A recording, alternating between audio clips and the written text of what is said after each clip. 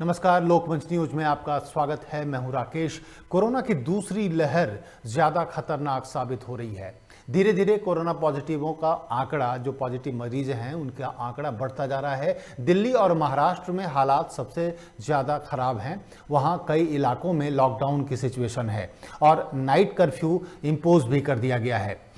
इसकी जो इस प्रकोप का क्या असर है उत्तर प्रदेश उत्तराखंड में, इसकी जानकारी के लिए हम कई लोगों से बात करते रहे हैं। कई जगह से ये भी जानकारी मिल रही है कि अभी यूपी और उत्तराखंड में उतना असर देखने को नहीं मिल रहा है, लेकिन एहतियातन सरकार कई कदम उठा रही है, जिसमें टीकाकरण का जो काम है उसको तेज कर दिया गया है। इसके अलावा मास्क और जो सोशल डिस्टेंसिंग की बात हो रही है उसको कड़ाई से लागू करने की बात की जा रही है कि एक बार फिर से सख्ती से इन कानूनों को लागू किया जाए। मास्क और जो डिस्टेंसिंग है उसको अगर बनाकर नहीं रखा जाएगा तो फिर से कोरोना दस्तक दे सकता है। तो इसी सिलसिले में आज हम बात करेंगे हरदोई के मुख्य चिकित्सा अधिकारी सूर्यमणि त्रिपाठी जी से और जानेंगे कि हरदोई में क्या सिचुएशन है और किस तरीके से तैयारी है। नमस्कार सूर्यमणि जी, आपको लोकमंच न्यूज की तरफ से नमस्कार। धन्यवाद। नमस्कार सूर्यमणि जी, ये जो दूसरी लहर है कोरोना की, इसको ज्यादा खतरनाक क्यों माना जा रहा है? क्या खास है कोरोना के इस लहर में, सेकेंड फेज में? मेरे हिसाब से इसको बहुत खतरनाक इसलिए नहीं मानना चाहिए क्योंकि इससे जनता डर जाएगी और हमें अनुभव है एक कोरोना लहर की पूरे देश के नागरिकों को इसका अनुभव हो चुका है। अनुभव के आधार पर हम यह अच्छी तरह से कह रह सकते हैं कि हमें सोशल डिस्टेंसिंग का पालन करना चाहिए, हमें मास्क अवश्य लगाना चाहिए, हमें भीड़ भाड़ की जगहों पर जाने से बचना चाहिए और नियमित हाथ धोना चाहिए और सैनिटाइजेशन का प्रयोग अभी करना चाहिए। इसमें जो ढिलाई हमको देखने को मिल रही है आम जनमानस में, वह अच्छा नहीं संकेत है। इसके लिए हम बार बार आम जनता से अनुरोध करते हैं और इसके लिए अभी कड़ाई वैसे ही है जैसे पहले थी, लेकिन इस कड़ाई का जो प्रभाव है वो अभी देखने को उतना मिल नहीं रहा है। दूसरी चीज यह है कि हमें अच्छी तरह पता है, अनुभव भी है जनता को भी, हमारे हेल्थ वर्कर्स को भी, कि इस लहर के क्या परिणाम थे और हमको और क्या इसके उपाय और अच्छे करने की जरूरत है। जहां तक इलाज की बात है, जहां तक होम आइसोलेशन की बात है, जहां तक कॉन्टैक्ट ट्रेसिंग की बात है, जहां तक उनको जांच कराने की बात है, जितना ज्यादा से ज्यादा हम जांच कराएंगे उतना संभावनाएं रहती हैं कि हम अर्ली डिटेक्शन कर सकेंगे पॉजिटिव केसेस का और उनको आइसोलेट कर सकते हैं और प्रसार से बचा सकते हैं। और जो वैक्सीनेशन को लेकर लोगों में कुछ भ्रम की स्थिति है, उसके लिए क्या कहना चाहेंगे आप लोगों से कि वैक्सीनेशन को लेकर किस तरीके का रुख रखें वो अपने मन में? वैक्सीनेशन के प्रति कोई भ्रम नहीं होना चाहिए। तरह तरह की जो भ्रांतियां लोगों द्वारा फैलाई जाती है यदा कदा, मैं इसका समर्थन नहीं करता हूं, मैं इसकी पुष्टि नहीं करता हूं। मैंने जो देखा अपने जिले में और जो डाटा पूरे प्रदेश में देखा, AEFI के केसेस नेग्लिजिबल के आसपास है ही नहीं है ऑलमोस्ट। अगर है भी तो माइनर हल्का सा फीवर कभी आ गया, कभी थोड़ा बहुत इचिंग हुई, कभी घबराहट सी हुई। ये सब सिम्टम्स ऐसे हैं जो with in half an hour अपने आप ठीक हो जाता है। बुखार को ले लें तो वो कभी कभी 1 दिन लग जाता है, 1.5 दिन लग जाता है, ठीक हो जाता है। और कोई भ्रांति नहीं है, ये बिल्कुल सेफ है, सुरक्षित है वैक्सीनेशन और इससे हमको कोरोना से सुरक्षा प्रदान होगी, कवच मिलेगा, इसमें कोई संदेह नहीं दिखता। या वैज्ञानिकों के आंकड़े भी हैं और इस प्रभाव की जानकारी भी है, सब लोगों को बता दिया गया है और आप लोगों के माध्यम से भी आम जनता को यही बताया गया है, बहुत सेफ है। लोग वैक्सीनेशन करा रहे हैं, हम सब तो करा चुके हैं, हेल्थ वर्कर सब दूसरी डोज भी ले चुके हैं और फ्रंट लाइन वर्कर्स भी दूसरी डोज करीब करीब ले चुके हैं।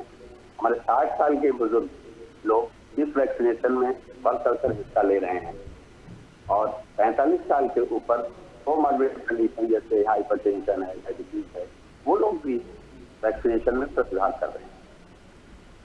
मतलब अगर त्रिपाठी जी भ्रांतियों को दरकिनार करके अगर संक्षेप में दर्शकों को आप बता सकें कि इंजेक्शन या टीकाकरण के बाद क्या क्या सिम्टम्स साइड इफेक्ट्स के तौर पर माइनर तौर पे आ सकते हैं, जिनको आप बोल रहे हैं कि बहुत छोटी छोटी चीजें हैं, तो वो क्या क्या हो सकती हैं उनको? जी, एक तो किसी किसी को बुखार आ जाता है, हल्का बुखार भी आ जाता है, कभी कभी ठंडक देते हुए बुखार आ जाता है जी। लेकिन इस बुखार से डरने की जरूरत नहीं है। सेल्फ लिमिटिंग फीवर होता है, अपने आप पैरासिटामॉल ले लीजिए और 24 घंटे से लेकर 48 घंटे के बीच में बुखार अपने आप सब्साइड हो जाता है। दूसरा, इससे थोड़ा सा पेन हो सकता है साइट ऑफ इंजेक्शन, किसी को थोड़ा पेन होता है, किसी को थोड़ा ज्यादा पेन भी महसूस होने लगता है, यह पर्सन टू पर्सन डिफर करता है, लेकिन इससे कतई घबराने की जरूरत नहीं है। रही बात चकत्ते की और इचिंग की, दाने निकलने की, इसकी शिकायतें ऑलमोस्ट नील के बराबर हैं। हमने तो नहीं देखा अपने जिले में कहीं किसी भी मरीज में इस तरह की कोई शिकायत आई। तो त्रिपाठी जी अगर परसेंटेज की बात की जाए तो ये 1% से ज्यादा नहीं होगा साइड इफेक्ट्स की जो शिकायत करते हैं लोग, ये आपके नजर में 1% से ज्यादा नहीं होना चाहिए? नहीं, 1% से ज्यादा नहीं है, नहीं। तो कुल मिला के बिल्कुल सुरक्षित है और वैक्सीनेशन के लिए लोगों को आगे आना चाहिए। जी हाँ, मेरा मत यही है और मैं लोगों से अपील भी करता हूँ, समाचार माध्यम के आप लोगों के माध्यम से जनता से अपील करता हूँ कि ज्यादा से ज्यादा वैक्सीनेशन में भाग लें और अपने समय से, जो इस समय 60 साल के ऊपर और 45 साल के ऊपर कोमॉर्बिड कंडीशन के लोगों को वैक्सीनेशन की बारी है, उसमें ज्यादा से ज्यादा लोग भाग लें और वैक्सीनेशन कराएं। हमारे यहाँ उत्तम व्यवस्था है, सारी व्यवस्था निःशुल्क की जा रही है, लोग लगवा दे। और आपके जो हरदोई का जो पूरा इलाका है, क्या उसमें सेकेंड फेज का वैक्सीनेशन स्टार्ट हो गया है? Actually first phase second phase दोनों साथ साथ चलता है। जिसका पहला फेज 28 दिन पहले हुआ उसका दूसरा डोज भी लगता है, जिसका एक बार भी नहीं लगा उसका पहला डोज लगता है। हर साइट पे प्रथम डोज और द्वितीय डोज की अलग अलग लिस्ट होती है जी, और दोनों वैक्सीनेशन एक साथ चल रहा है। और इसमें जो स्कूल कॉलेज खुलने की बात थी त्रिपाठी जी, तो क्या वैक्सीनेशन के बाद स्कूल कॉलेज में बच्चे जा सकते हैं आसानी से? बिल्कुल जा सकते हैं, बिल्कुल जा सकते हैं, इसमें कोई दिक्कत नहीं है। वैक्सीनेशन एक प्रोटेक्शन के लिए दिया गया है, इम्यूनिटी बूस्ट अप करती है, कोरोना वायरस से लड़ने की शक्ति प्रदान करती है, तो जो शक्ति देती है उससे लड़ने की चाहिए। रही बात प्रचार प्रसार की, इसका प्रचार जरूर करना चाहिए हम लोगों को कि अगर बच्चे स्कूल जा रहे हैं तो मास्क अवश्य पहने, हाथ अवश्य धोएं, सैनिटाइज जरूर करें और सोशल डिस्टेंसिंग का पालन करें। मतलब ये जो गलतफहमी एक और है कि हमने इंजेक्शन ले लिया और अब हम बिल्कुल पूरी तरह से सुरक्षित हैं, इसके बावजूद आपको मास्क और सैनिटाइजेशन और डिस्टेंसिंग का ध्यान रखना पड़ेगा डॉक्टर साहब। इसलिए ध्यान रखना पड़ेगा कि जब तक कि हम 100% अपनी आबादी को वैक्सीनेट न कर लें, हमको कैसे पता चलेगा कि किस अमुक व्यक्ति में वैक्सीनेशन नहीं हुआ है और उसको वायरस हो सकता है कि नहीं हो सकता जी, वो दूसरों को तो फैला सकता है। इसलिए हमको हमेशा सतर्क रहने की जरूरत है। हमको डरने की जरूरत बिल्कुल नहीं है, लेकिन सतर्क रहने की जरूरत हमेशा है।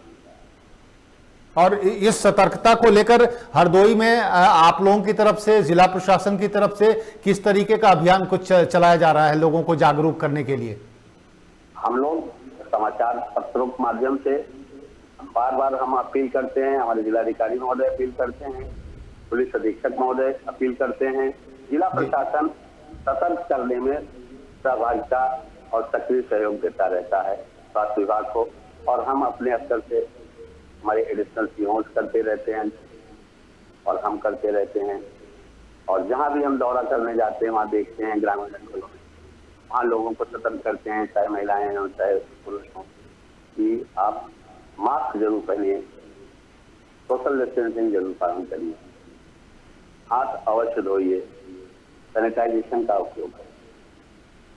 चलिए, बहुत बहुत शुक्रिया सूर्यमणि त्रिपाठी जी, आपने वक्त दिया, हमसे बातचीत की और ये जरूरी जानकारी दर्शकों तक आपने पहुंचाई। और डॉक्टर साहब का साफ तौर पर कहना है कि वैक्सीनेशन के बाद भी हाथ धोना बहुत ज़रूरी है, सैनिटाइजेशन बहुत ज़रूरी है, मास्क पहनना बहुत ज़रूरी है और सोशल डिस्टेंसिंग, दूरी बनाकर रखना बहुत ज़रूरी है। जब तक कि पूरे 100% वैक्सीनेशन ना हो जाए पूरे देश में, तब तक ये चलता रहेगा। फिलहाल इतना ही, वक्त एक ब्रेक का, ब्रेक के बाद भी खबरों का सिलसिला जारी रहेगा।